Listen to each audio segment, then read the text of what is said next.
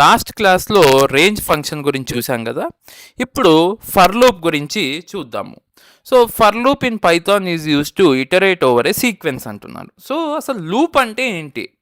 So ఒకటే పని 10 సార్లు రిపిటేటివ్గా చేసేదే లూప్. సో ఇక్కడ ఏం చేస్తుంది? తిరుగుతుంది, లూప్ తిరుగుతుంది అంటాను నేను గోయింగ్ ఫార్వర్డ్. ఆ తిరగడం అనే పదాన్ని ఇటరేషన్ అంటాను. అసలు దేన్ని బేస్ చేసుకొని తిరుగుతుంది అంటే అది తిరగడానికి ఒక కారణం ఉంటుంది కదా. అది కారణం ఏంటంటే ఒక సీక్వెన్స్. మనం ఇక్కడ ప్రస్తుతానికి నేర్చుకుంది సీక్వెన్స్ ఆఫ్ వాల్యూస్ని రేంజ్ని యూస్ చేసి జనరేట్ చేస్తాం కదా. సో ఆ రేంజ్లో ఎన్ని వాల్యూస్ ఉంటాయో మన లూప్ అనేది అన్నిసార్లు తిరుగుతుంది. సో ఫర్ లూప్ అనేది మల్టిపుల్ టైమ్స్ ఇటరేట్ అవుతుంది. దేన్ని బేస్ చేసుకొని ఇటరేట్ అవుతుందంటే సీక్వెన్స్ ఆఫ్ వాల్యూస్ని బేస్ చేసుకొని ఇటరేట్ అవుతుంది. సో చూద్దాము ఫర్ లూప్ ఇప్పుడు ఎలా రాద్దాం అనేది ఇందులో చూద్దాం విత్ అన్ ఎగ్జాంపుల్. సో ఇక్కడ నేను కొత్త ఫైల్ తీసుకుంటాను మీకు ఎక్స్ప్లెయిన్ చేయడానికి. సో నేను కోడ్ రాస్తే మీకు కొంచెం బాగా క్లారిటీ ఉంటుంది. ఈవెన్ ఇన్ వీడియోస్, క్లాసెస్లో కూడా అంతే. సో చాలామంది కోడ్ రాస్తే వాళ్ళు కొంచెం సాటిస్ఫాక్షన్గా ఉంటారు. లైక్ ఏంటంటే బాగా అర్థమవుతుందని చెప్తారు. సో ఫర్ లూప్ అని కాన్సెప్ట్ మీద కోడ్ రాద్దాం. సో ఫర్ లూప్కి మనకి ఏం కావాలంటే ఇప్పుడు ఆవుకి పాలు ఇవ్వడానికి మనం మ్యాథ్ వేయాలి కదా. సో ఫర్ లూప్ తిరగాలి అంటే దానికి ఒక సీక్వెన్స్ని వేయాలి. సో ముందు ఆ సీక్వెన్స్ని ఎలా జనరేట్ చేస్తాము అంటే ఫర్లో ఇది రేంజ్ యూస్ చేసి జనరేట్ చేస్తాం. Okay, sequence under score number. ముందు ఫర్ లూప్ రాసే ముందు మనకు సీక్వెన్స్ ఉండాలి. సీక్వెన్స్ అండర్ స్కోర్ నెంబర్స్ అని తీసుకుంటున్నాను. దీంట్లో రేంజ్ ఫంక్షన్ వాడి ఫస్ట్ 5 నెంబర్స్ని నేను ఇస్తున్నాను ఈ సీక్వెన్స్లో. ఎలా 1,6 అంటే 1 to 5 నెంబర్స్ అనేవి మనకి ఈ సీక్వెన్స్ జనరేట్ చేస్తుంది. ఇప్పుడు నేను వీటిని ప్రింట్ చేయాలి. ఓకే, మనం ఇందాక చెప్పుకున్నాము రేంజ్లో ఉన్న వాల్యూస్ని డైరెక్ట్గా వేరియబుల్ని ప్రింట్ చేసినట్టు చేయలేము బికాజ్ ఇట్స్ మల్టిపుల్ వాల్యూస్ అని చెప్పుకున్నాం. ఇప్పుడు ఫర్ లూప్ యూజ్ చేయాలని చెప్పాను. కానీ ఎలా రాయాలి అంటే ముందు ఫర్ అనే కీవర్డ్ రాయాలి. అంటే నువ్వు తిరుగు అని చెప్పేది ఫర్. సో దేని బేసిస్ చేసుకొని తిరగాలి, ఏం తిరగాలి అనేది ఇక్కడ తిరగడానికి జనరల్గా ఆఫీస్లో బాయ్స్ని పెట్టుకుంటారు కదా. ఈ ఫర్ లూప్ ఒక టెంపరరీ వేరియబుల్ని పెట్టుకుంది. దీని పేరు టెంపరరీ వేరియబుల్. ఓకే, పెట్టుకొని ఈ టెంపరరీ వేరియబుల్కి చెప్తుంది నువ్వు సీక్వెన్స్లో వాల్యూస్ చూడు, ఎన్ని ఉంటాయో అన్నిసార్లు తిరుగు అని. సో ఎన్ని ఉన్నాయో చూడు అని చెప్పడానికి మనకి మెంబర్షిప్ ఆపరేటర్స్ నేర్చుకున్నాం కదా. అందులో one of the operator in వాడుతుంది. ఇన్ వాడి ఏ సీక్వెన్స్లో చూడాలి? ఇది సీక్వెన్స్ అండర్ స్కోర్ నెంబర్. మన సీక్వెన్స్ ఏదైతే ఇస్తున్నామో అది ఇస్తున్నాము. సో ఇప్పుడు కిందకు వచ్చి నేను ప్రింట్ ఓకే టెంపరరీ వేరియబుల్. ఆ కోలన్ ఎందుకు పెట్టాను? ఓకే, ఈ ప్రింట్ స్టేట్మెంట్ అనేది ఆ సీక్వెన్స్ మీద డిపెండెంట్. సో ఆ సీక్వెన్స్లో వాల్యూస్ ఎండ్ అయిపోతే ఇది ఇంకా ఎగ్జిక్యూట్ అవ్వదు. సో ఇది అర్థం అవ్వాలి అంటే ఓకే, దీని రిజల్ట్ అర్థం అవ్వాలి అంటే నేను ముందు దీన్ని ఎగ్జిక్యూట్ చేయకుండా అసలు ఆ ఇటరేషన్స్ అది తిరిగినప్పుడు ఎలా చేంజ్ అవుతుంది వాల్యూస్ అనేది మీకు ఎక్స్ప్లెయిన్ చేస్తాను. సో అంటే ఎలా ప్రింట్ చేస్తుంది ఇంటర్నల్గా పైథాన్ అనేది మీకు ఎక్స్ప్లెయిన్ చేస్తే మీకు అది ఎగ్జిక్యూట్ చేసినప్పుడు ఇంకా క్లారిటీ ఉంటుంది. సో ఆ తిరగడాన్ని ఇటరేషన్ అంటారని చెప్పాను కదా. ఫస్ట్ ఇటరేషన్ రాస్తున్నాను. సో ఇది మీరు కూడా ఇలా రాసుకుంటే ఫర్ లూప్ రాసిన ప్రతి లూప్కి ఇనిషియల్ స్టేజెస్లో మీకు బాగా క్లారిటీ ఉంటుంది.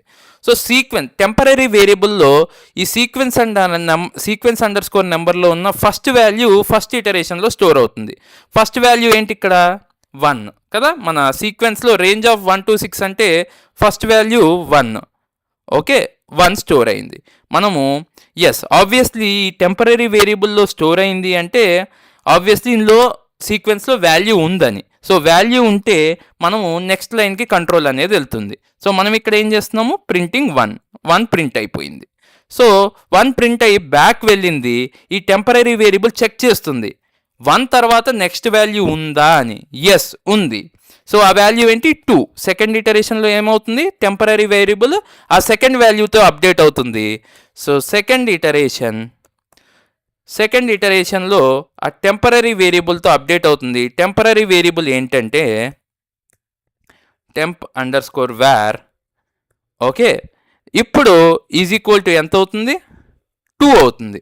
సో మనం వాల్యూ దొరికిందంటే దీనికి ఏం చేస్తుంది? నెక్స్ట్ లైన్కి వెళ్ళిపోతుంది, వెళ్ళి ప్రింట్ చేసేస్తుంది.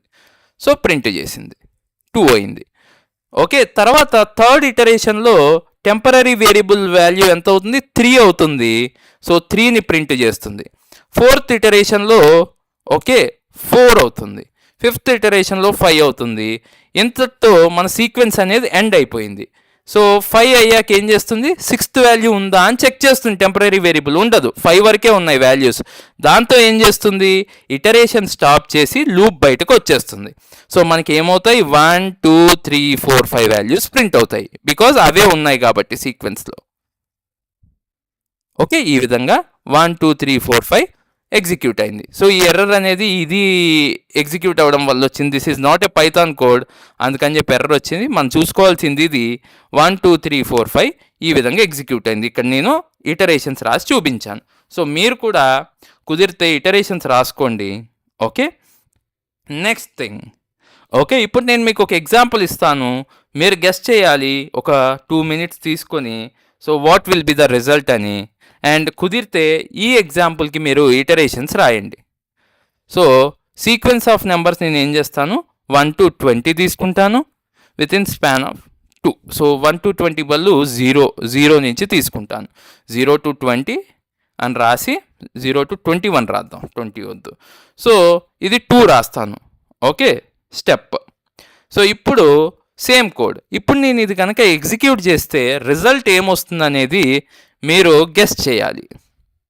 సో ఒక 2 minutes టైం తీసుకోండి, గెస్ చేయండి.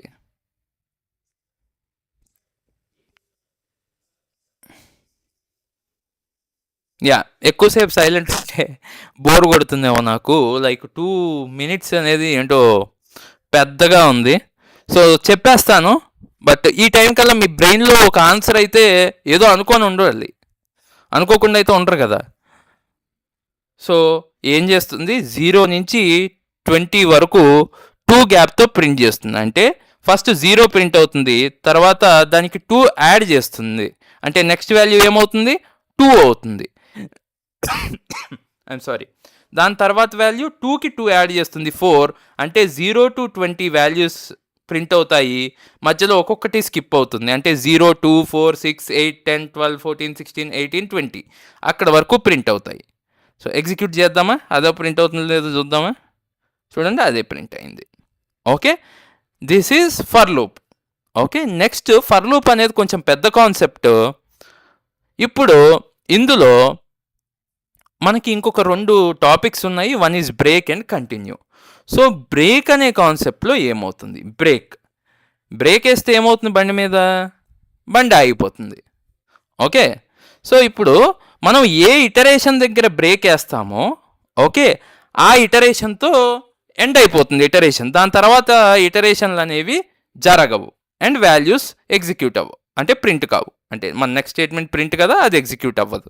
అంటే ఇటరేషన్ ఎండ్ అయిపోతే ఏమవుతుంది? ఫర్ లూప్ ఎండ్ అయిపోతే దానికి ఎంత ఉన్న ప్రింట్ స్టేట్మెంట్ డొల్లా, ఏం పనికిరాదు. సో చూద్దాం. సో ఇప్పుడు ఇక్కడ ఏం చేస్తాను? మనము సేమ్ కోడ్ రాశాను, ఇక్కడ ఏం రాస్తున్నాను? ఒక కండిషన్ రాస్తున్నాను. ఆ కండిషన్ కనుక ట్రూ అయితే బ్రేక్ అనేది ఎగ్జిక్యూట్ అవ్వాలని చెప్తాను. If temporary variable temp under score వ్యార్ equals to 12 okay break అంటున్నాను. అంటే అది 12 కనుక ట్రూ అయితే, అంటే టెంపరరీ వేరియబుల్ ఎక్కడైతే 12 వస్తుందో అక్కడితో ఇటరేషన్ ఎండ్ అయిపోవాలి. ఓకే, అక్కడి నుంచి ఇంకా ఏ ఇటరేషను మనకి ప్రింట్ అవ్వకూడదు. అంటే దాని తర్వాత వాల్యూస్ ఏంటి? 10 వరకు ప్రింట్ అవుతాయి. 12 నుంచి 20 వరకు ఏమున్నాయో అవన్నీ ఎగిరిపోతాయి. అంటే 0 to 10 ప్రింట్ అవుతాయి, తర్వాత ఉన్న ఇటరేషన్స్ అన్నీ ఎగిరిపోతాయి బికాజ్ ఆఫ్ దిస్ బ్రేక్. అంటే ఫస్ట్ ఏమవుతుంది? ఇక్కడ ఇటరేషన్స్ రాయాలి అంటే ఫస్ట్ ఏమవుతుంది? First temporary variable 0 equal to 12 condition false, break అనేది ఎగ్జిక్యూట్ అవ్వదు. సో తర్వాత వాల్యూ 2 ఇక్కడ కూడా కండిషన్ అనేది ఫాల్స్, 2 = 12 ఫాల్స్. సో అలా 4, 6, 8, 10కి కండిషన్ అనేది ఫాల్స్ అవుతుంది, బ్రేక్ అనేది ఎగ్జిక్యూట్ అవ్వదు. ఎప్పుడైతే 12 = 12 కండిషన్ ట్రూ అవుతుందో ఈ బ్రేక్ అనే స్టేట్మెంట్ ఎగ్జిక్యూట్ అవుతుంది. దాంతో ఇటరేషన్ అనేది ఆగిపోతుంది. సో 0 to 10 వరకు ప్రింట్ అవుతాయి. సో చూడండి 0 to 10 వరకు ప్రింట్ అయ్యాయి. ఓకే, సిమిలర్లీ మనకి కంటిన్యూ అనే కాన్సెప్ట్ ఉంది. Okay, continue. ఇప్పుడు బ్రేక్ నేర్చుకున్నారు కదా, కంటిన్యూ. బ్రేక్ ఏం చేస్తుంది, ఆ ఇటరేషన్ నుంచి తర్వాత ఉన్న ఇటరేషన్స్ అన్నీ ఎగరగొట్టేస్తుంది లేదా స్కిప్ చేస్తుంది. కంటిన్యూ ఏం చేస్తుంది, మీరు ఏదైతే ఇటరేషన్ మెన్షన్ చేస్తారో లేదా కండిషన్ ట్రూ అయినప్పుడు ఉండే ఇటరేషన్ ఉంటుంది చూడండి, ఆ ఒక్క ఇటరేషన్ని మాత్రమే స్కిప్ చేస్తుంది. తర్వాత ఉన్న ఇటరేషన్స్ అన్నీ నార్మల్గా ఎగ్జిక్యూట్ అయిపోతాయి.